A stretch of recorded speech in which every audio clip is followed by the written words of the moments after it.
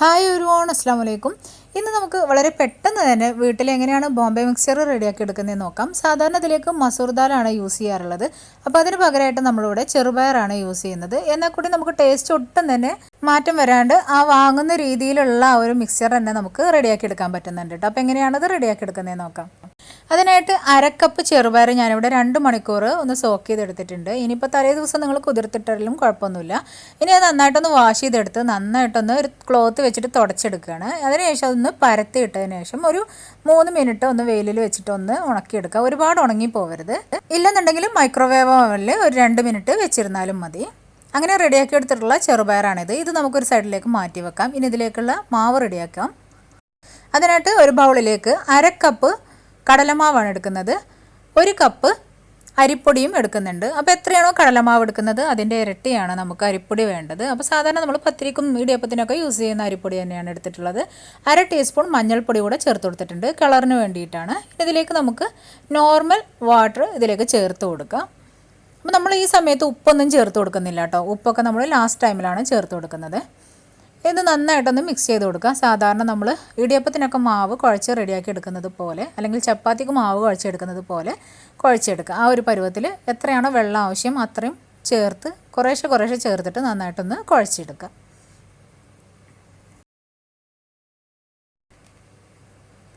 ഞാനിപ്പോൾ ഇവിടെ നല്ലതായിട്ട് കുഴച്ച് ഈ ഒരു പരുവത്തിലാക്കി എടുത്തിട്ടുണ്ട്.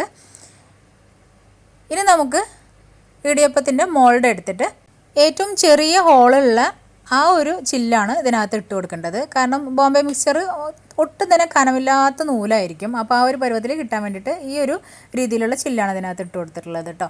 ഇനി ഇതിലേക്ക് മാവ് നിറച്ച് കൊടുക്കുക. തരിയുള്ള അരിപ്പൊടിയാണെന്നുണ്ടെങ്കിൽ അതൊന്ന് അരിച്ചെടുക്കാൻ വേണ്ടിയിട്ട് മറക്കരുത് കേട്ടോ. ഇല്ലെന്നുണ്ടെങ്കിൽ ഈ ചെറിയ കണ്ണിയിലൂടെ പോരാൻ ബുദ്ധിമുട്ടായിരിക്കും. അപ്പോൾ മാക്സിമം മാവ് ഞാനിതിലേക്ക് നിറച്ച് കൊടുക്കുന്നുണ്ട്. ഈ ഒരളവിൽ നമുക്ക് ഒരുപാട് മിക്സ്ചർ റെഡിയാക്കി എടുക്കാൻ പറ്റും കേട്ടോ. ഈ സമയത്ത് ഞാൻ ഓയിൽ ചൂടാവാനായിട്ട് വെച്ചിട്ടുണ്ട്. അപ്പോൾ അത് നന്നായിട്ട് സ്മൂത്തായിട്ട് തന്നെ വരുന്നുണ്ട്. ഈ ഒരു പരുവത്തിലായിരിക്കണം മാവ്. ഇനി നമുക്ക് ചൂടായിട്ടുള്ള ഓയിലിലേക്ക് മീഡിയം ഫ്ലെയിം ആക്കിയിട്ടതിന് ശേഷം അതിനകത്തേക്ക് ഇത് ചുറ്റിച്ചു കൊടുക്കുക. അപ്പോൾ ഒരുപാട് കട്ടിയിൽ ഇങ്ങനെ ചുറ്റിച്ചു കൊടുക്കരുത്. ഒരു ചുറ്റി ഇതുപോലെ തന്നെ ഞാൻ ഈ കാണിച്ചതുപോലെ ഒന്ന് ചുറ്റിച്ചു കൊടുക്കുക. എന്നാലേ നമുക്ക് പെർഫെക്റ്റ് ആയിട്ട് അത് കുക്കായി കിട്ടുള്ളൂ. അതുപോലെ തന്നെ കട്ട പിടിക്കാണ്ട് കിട്ടുകയും ചെയ്യുള്ളൂ. പെട്ടെന്ന് തന്നെ ഇതായി കിട്ടും. ഒരു 2 മിനിറ്റ് തന്നെ ആ ഒരു ചൂടായിട്ടുള്ള ഓയിലിൽ ഇങ്ങനെ ഇട്ട് കഴിഞ്ഞാൽ തന്നെ അത് പെട്ടെന്ന് ക്രിസ്പി ആയി കിട്ടും. പെട്ടെന്ന് തന്നെ കോരി മാറ്റുക. ഇല്ലെന്നുണ്ടെങ്കിൽ അത് ബ്രൗൺ കളറായിട്ട് മാറും. അപ്പോൾ ഒരു ട്രിപ്പ് നമ്മളിവിടെ വറുത്ത് മാറ്റിയിട്ടുണ്ട്. ഇനി നമുക്ക് മുഴുവൻ മാവും ഇതുപോലെ ചെയ്തെടുക്കാം. ഇങ്ങനെ ഞാൻ ഏകദേശം ഒരു 6 ട്രിപ്പായിട്ടാണ് ഫ്രൈ ചെയ്തെടുത്തിട്ടുള്ളത്. അപ്പോൾ അതിൻ്റെ മുകളിലേക്കായിട്ട് നിങ്ങൾ അതിങ്ങനെ ചുറ്റിച്ച് കൊടുക്കരുത്. അതൊന്ന് ശ്രദ്ധിക്കുക. ഈ ഇത്രയും തിക്കിൽ മാത്രമേ ചെയ്യാൻ പറ്റുള്ളൂ. അതുപോലെ തന്നെ പരന്ന പാൻ എടുക്കുക. പിന്നെ നല്ല ചൂടായിട്ടുള്ള ഓയിലായിരിക്കണം. പിന്നെ നമ്മൾ ഫ്രൈ ചെയ്യുന്ന സമയത്ത് എപ്പോഴും മീഡിയം ഫ്ലെയിം ആയിരിക്കണം. അപ്പോൾ ഹൈയിലോ അല്ലെങ്കിൽ ലോയിലോ ഇട്ട് കൊടുക്കരുത്. ഇനി അതെല്ലാം ഫ്രൈ ചെയ്തെടുത്തതിന് ശേഷം നമ്മൾ നേരത്തെ മാറ്റി വെച്ചിട്ടുള്ള നമ്മുടെ ചെറുപയർ ഇതിലേക്ക് ഇട്ട് കൊടുക്കുക. അപ്പോൾ ചെറുപയർ ഇട്ട് കൊടുക്കുന്ന സമയത്ത് നന്നായിട്ട് ഇങ്ങനെ ബബിൾസ് വന്നുകൊണ്ടിരിക്കും ഇതിനകത്ത്. മുഴുവനായിട്ടൊന്ന് പരത്തി ഇട്ട് കൊടുക്കുക. ഒരു മീഡിയം ഫ്ലെയിമിലാക്കിയിട്ട് വേണം ഇത് ഫ്രൈ ചെയ്തെടുക്കാൻ വേണ്ടിയിട്ട്. ഹൈ ഫ്ലെയിമിൽ ഇട്ട് കഴിഞ്ഞാൽ ഇത് ഒരുപാട് കരിഞ്ഞു പോവും, നന്നായിട്ട് വെന്ത് കിട്ടുകയില്ല. അപ്പം മീഡിയം ഫ്ലെയിമിലിട്ടിട്ട് ഫ്രൈ ചെയ്തെടുക്കുക. അപ്പോൾ ഇതിൻ്റെ ബബിൾസൊക്കെ എപ്പോഴാണോ നിൽക്കുന്നത് അപ്പോഴാണ് ഇതിൻ്റെ ഒരു പാകത്തെ പരുവെന്ന് പറയുന്നത്. ഇതിപ്പോൾ ഒരു 3/4 പരുവമായിട്ടുണ്ട്. ഇതൊന്ന് ബ്ലാക്ക് കളറായി കിട്ടണം. അപ്പോൾ അത് ഈ ഒരു പരുവത്തിലാകുമ്പോഴാണ് നമ്മളിത് കോരി മാറ്റേണ്ടത്. അപ്പോൾ ഹൈ ഫ്ലെയിമിലിട്ടിട്ട് ഈ ഒരു കളറാക്കി എടുക്കരുത് കേട്ടോ. അത് മീഡിയം ഫ്ലെയിമിലിട്ടിട്ട് തന്നെ ഇങ്ങനെ സാവകാശം ആയിട്ട് വരണം. അപ്പോൾ ആ ഒരു രീതിയിൽ പെട്ടെന്ന് തന്നെ പിന്നെ കോരി മാറ്റുക. ഇല്ലെന്നുണ്ടെങ്കിൽ പിന്നെ കരിഞ്ഞു പോവും. വളരെ പെട്ടെന്ന് മിനിറ്റുകൾ കൊണ്ട് റെഡിയാക്കി എടുക്കാൻ പറ്റുന്ന ഒരു മിക്സ്ചറാണ് കേട്ടോ ഇത്. ഇതിലിപ്പോൾ കുറച്ച് ടൈമെങ്കിലും വരുന്നത് നമുക്ക് ഈ ഒരു ചെറുപയർ ഫ്രൈ ചെയ്യാൻ മാത്രമേ ഉള്ളൂ. ഇനി ഇതെല്ലാം കോരി മാറ്റിയതിന് ശേഷം ഇതിലേക്ക് അല്പം കറിവേപ്പില കൂടെ ഇട്ടിട്ട് നമുക്കൊന്ന് ഫ്രൈ ചെയ്തെടുക്കാം. അതും കൂടെ മൂപ്പിച്ചെടുത്തിട്ടുണ്ട്. അതും കൂടെ നമുക്ക് കോരി മാറ്റാം. ഇനി ഇതെല്ലാം കൂടെ നമുക്കൊന്ന് റെഡിയാക്കി എടുക്കാം. അപ്പോൾ നമ്മൾ നേരത്തെ മാറ്റി വെച്ചിട്ടുള്ള ഫ്രൈ ചെയ്ത് വെച്ചിട്ടുള്ള മിക്സ്ചറാണ് ഇത്. നമുക്ക് കൈ വെച്ചിട്ട് മെല്ലെ നന്നായിട്ടൊന്ന് പ്രസ് ചെയ്തിട്ടൊന്ന് ഉടച്ചു കൊടുക്കുക. അപ്പോൾ ഉടച്ചു കൊടുക്കുന്ന വീഡിയോ ഞാൻ എടുത്തപ്പോൾ പെട്ടില്ല കേട്ടോ.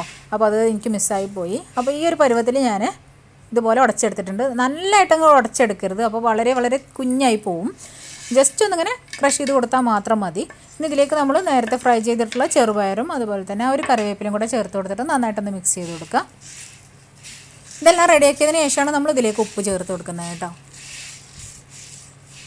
ഇനി ഇതിലേക്ക് ഉപ്പ് ചേർത്ത് കൊടുക്കുമ്പോൾ ബ്ലാക്ക് സോൾട്ടാണ് ചേർത്ത് കൊടുക്കേണ്ടത്. അപ്പോഴാണ് നമുക്ക് ആ ഒരു ബോംബെ മിക്സ്ചറിൻ്റെ ആ കറക്റ്റ് ടേസ്റ്റ് കിട്ടുന്നത്. ഇനി ഇതില്ലെന്നുണ്ടെങ്കിൽ സാധാരണ സോൾട്ട് ചേർത്ത് കൊടുത്താലും മതി. പക്ഷേ കറക്റ്റ് ടേസ്റ്റ് എന്ന് പറയുന്നത് ആ ഒരു ബോംബെ മിക്സ്ചറിൻ്റെ കറക്റ്റ് ടേസ്റ്റ് എന്ന് പറയുന്നത് ഈ ഒരു ബ്ലാക്ക് സോൾട്ടാണ് കേട്ടോ. അപ്പോൾ അത് കുറച്ച് ചേർത്ത് കൊടുത്തിട്ട് മിക്സ് ചെയ്ത് കൊടുക്കുക.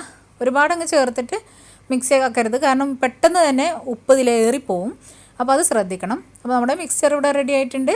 ചായയുടെ കൂടെ കഴിക്കാൻ വേണ്ടിയിട്ട് നല്ല ടേസ്റ്റാണ്. ഇളം ചൂടോടുകൂടി ഇതിങ്ങനെ കഴിക്കാൻ നല്ല ടേസ്റ്റാണ് കേട്ടോ. അപ്പോൾ തീർച്ചയായിട്ടും ഒന്ന് ട്രൈ ചെയ്ത് നോക്കാൻ മറക്കരുത്. ഒട്ടുമിക്ക വീടുകളിലും ഇപ്പോൾ ചെറുപയർ ഉണ്ടായിരിക്കുമല്ലോ, അപ്പോൾ തീർച്ചയായിട്ടും ഒന്ന് ട്രൈ ചെയ്ത് നോക്കുക.